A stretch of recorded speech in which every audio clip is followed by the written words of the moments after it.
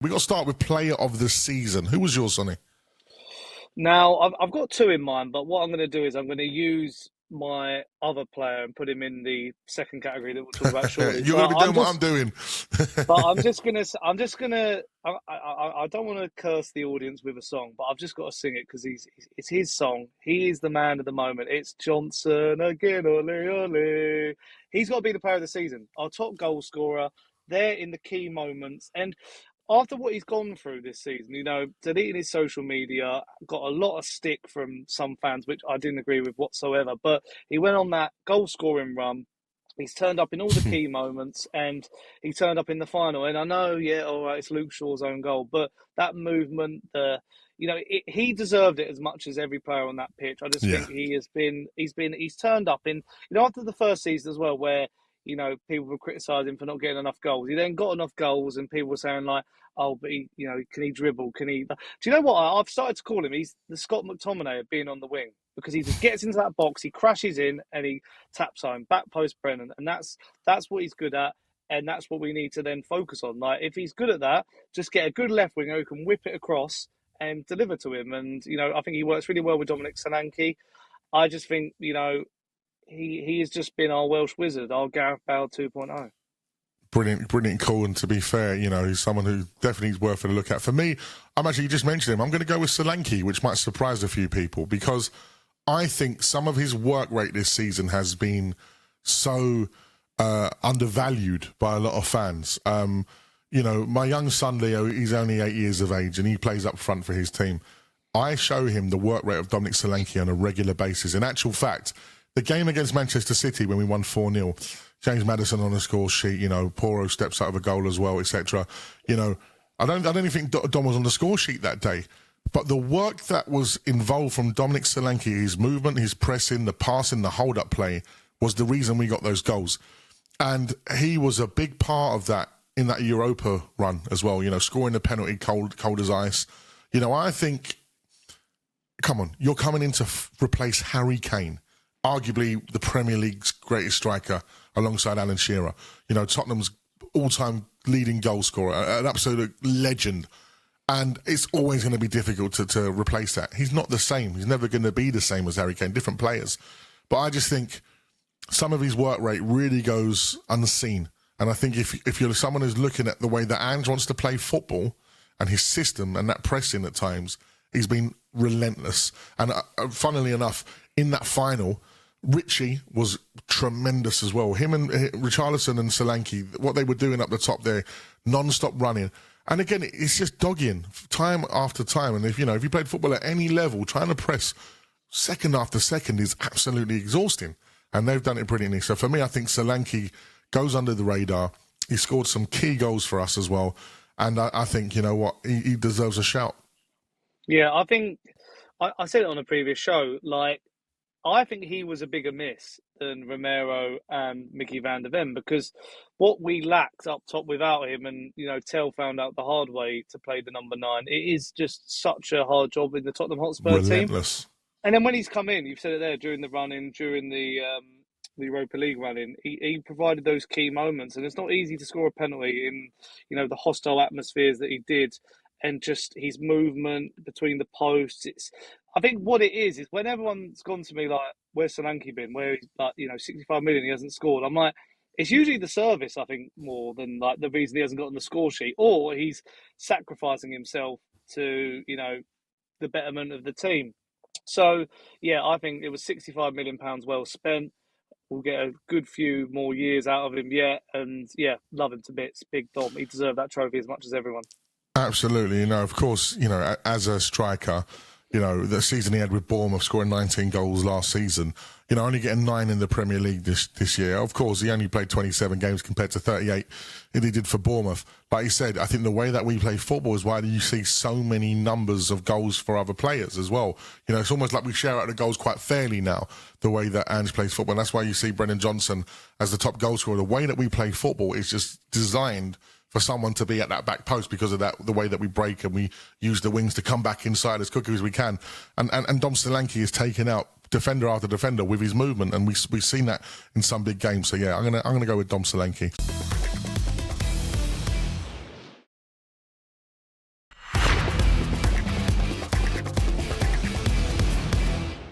Let's go for the young player breakthrough talent of the season. Of course, I think we're probably going to say the same name. I'll let you go first, Sonny.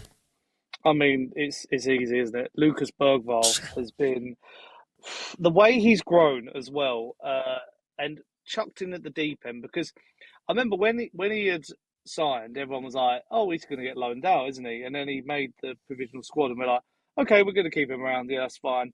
But he's just maturity as that season's gone on, because there were moments in the early stages of the season where he'd come on, he'd make mistakes, he'd give the ball away. He still probably did that at the latter stage, but the way he was sort of running around the pitch, he was a bit headless chicken, and you Yeah. sort of saw his age, and he couldn't really get on the ball. But what summed him up this season was he was the best player in both legs against AZ Alkmaar. Bearing in mind, in that first leg, he scored an own goal. I don't know how much he really knew about it, but the way he sort of, dictated, and I think he was one of the big misses in that Europa League final. Luckily, Papa Matasar came in and did the same job and got the assist. So, on another day, it could have been a whole lot different. But I just feel like that raw energy, and when I talk to rival fans about him, whether they're Chelsea, Arsenal, West Ham, whoever, they all actually, when we sometimes have to sit back and go like, oh, like Wanyeri is a good player for Arsenal or whatever, people are now saying about Bergvall, they're like, right, this guy's a talent, and I'm worried he could be the next Modric. Or the thing is, what's good about him now is he's still so young. He can now dictate his future. What midfielder does he want to be? Does he want to be a holder? Does he want to be box to box? Does he want to be a 10? Because he's got all the attributes to do everything. Even he's got an eye for a goal. I was at the Liverpool first leg in the Carabao Cup. The finish is amazing. The movement was really good. That one where he hits the crossbar in the Europa League. I think that was against AZ Alkmaar as well. Like, he can strike a ball. He's got that potential to be any midfielder he wants to be. And I think that's such a good place to be as a player. Like, having that versatility at such a young age has just been incredible. And there's a reason he scooped up all the awards. I think he won all the Tottenham-related fan, Hotspur, all those sort of awards for player of the season. Because in a I was going to say a dire season, but in a dire domestic campaign as well, where there wasn't a lot to cheer about, he was one of the shining lights. Agreed. And you know what? I'm in a few different Spurs WhatsApp groups, etc., and someone was saying about how bad our season is when Lucas Bergvall said about his stats of goals and assists is our top player. I have to remind people a bit of Moussa Dembele. Moussa Dembele, if you was to go on Moussa Dembele from statistics of goals and assists, you'd look at him and think, nah, there's a reason why people said he's one of the best players I've ever played with, because he was untouchable. This young lad is 19. I think Pochettino said if we had Moussa Dembele from when he was 18, he'd be a Real Madrid Galactico. And I think with Lucas Bergvall, if he keeps growing the way that he is, and you've seen him, like you said, running around like a bit of a headless chicken at the start. I think the earlier game in the year against Manchester United, he got bullied a bit by Bruno. There was like little moments. I've seen him just grow into this man for Tottenham, and in a really difficult season and a really difficult position to play for Spurs at the moment, he's been phenomenal. And for sure, he's our young talent of the year. And of course, a special mention for Jed Spence, who finally got the chance to show us what we all thought he probably was, which was a top player. It's been great to see him develop this year as well, Sonny. Yeah, I mean, he wasn't even in the Europa League squad for the league phase. So the irony of that. And the fact he's a bit phased out at the end, but he still played his key part in those, knockout games, and still managed to get on in the final. Yeah, so he picked up the pieces. We've now got a good option when it comes to our fullbacks, which is something we didn't think we had a couple of months ago. But I think as well, you got to shout out Mikey Moore. I think he's shown the potential to go on to the next level. Good to keep him around.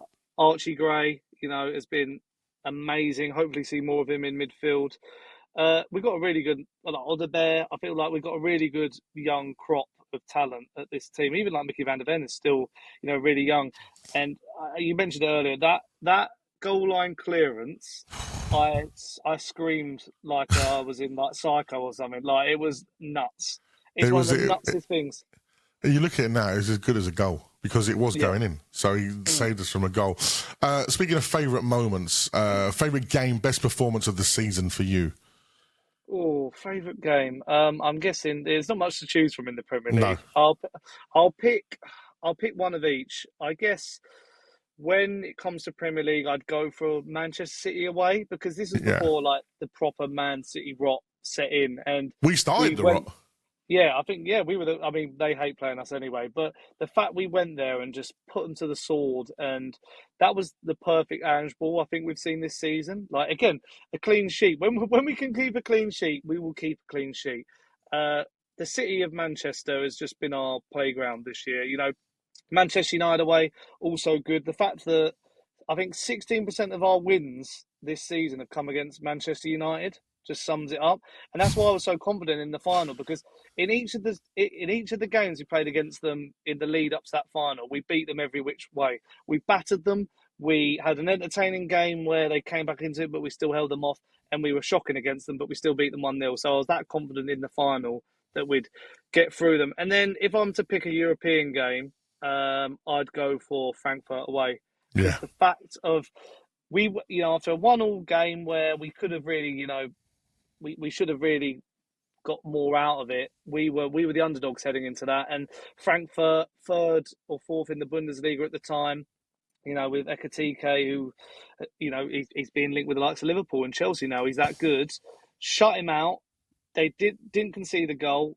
Dom slots the penalty home. I think that at the time as well, Frankfurt had scored in every home game from March 2024 until that game. So to do that and keep a clean sheet, that's when it was brewing that I thought, hang on a minute, we could be doing something here. We're going to go on to bigger and better. So yeah, if I pick league, I'll go that City. If I pick Europa, I will go with Frankfurt. Nice. Finally, have your thoughts changed on Ange, in or out, now the dust has settled from the trophy win and the house lights have come on at the club? Because I had to give him a public apology on air the other week, Sonny, which I didn't mind doing because we won a trophy. But yeah, what's your thoughts now we sort of feet are back on the ground? I would say, now, the title of my last video to go out on the Sunny Talk Spurs channel was why I was wrong about Ange Postecoglou. And a lot of people straight away went into that and went, we told you. But if you watch the full video, I'm still on the fence. I will say that. But he did prove me wrong in that final, because the way in the Europa League campaign at least, because the way he has tweaked his tactics and changed his style to win this competition is admirable. And he did what he said. Me and my dad, we've both been like, as the season's gone on, we've been like, I said from Everton, that's when I was like, I'm not sure if this is the guy now to lead us in the future.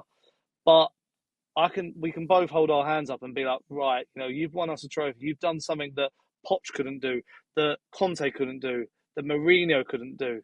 And you did it. And like his victory speech at the parade, I told you, I was fantastic. Like, fair play. I mean, that was more to the rivals and the media. But, but I guess what worries me is we're now sitting here now, we could do something really big. We can go now. As I say, this could be the catalyst. Back in the Champions League, we've got the money to spend. But is Ange the long term of Tottenham? I'm not so sure, because some of the performances in the Premier League are worrying. And, if you look at the teams coming up, like, are we going to get another situation where, we've got three teams so as bad as they were this season, yeah. Yeah, like if Leeds, have a good season and stay up, then, we could be that extra space, and that's what worries me. But the only thing I would say is with this season is if he genuinely is what he says, and at the end of the day, we've got to believe what he says now, because when he says it, he does it. If he genuinely took his eye off the league in January and went, we got to go and win that competition, then we will never know how that season would have played out. And there's no way we would have finished where we finished, especially with the injuries, etc. So I don't know. I just think a galvanised team with the players all behind him, he has won the right to take this team forward next season. And then we just have to go from there and see how it is. But for now, European trophy sealed, another final on the way in August. Mr. Levy, let us know if he's the gaffer. Let's get the check bet out and go into that transfer window, because I tell you what, there's no reason why we can't get some quality in for that Super Cup final, Sonny. Yeah, I think what would be good is like the players we'll sign are not just, it's not like, Erik ten Hag where he wanted all those players and then we went, oh my God, what are we going to do? We'll be signing players for what manager. I guess the problem is we just don't know who the next, like, do we want a Thomas Frank? Do we want an Iriola? Or are we like, there's not that manager who's like another level. So there isn't. Yeah, so, that's what so you worries stick by me. him for me. For now, maybe you stick we by give it a him. bit of time. Yeah, we'll give it a absolutely. bit of time. Thank you, Sonny. Always a pleasure, especially off the back of actually finally winning a trophy and changing the energy of Inside Spurs. That's all we've got time for here on Inside Spurs. A huge thank you to Sonny. We'll see you again. Come on, you Spurs.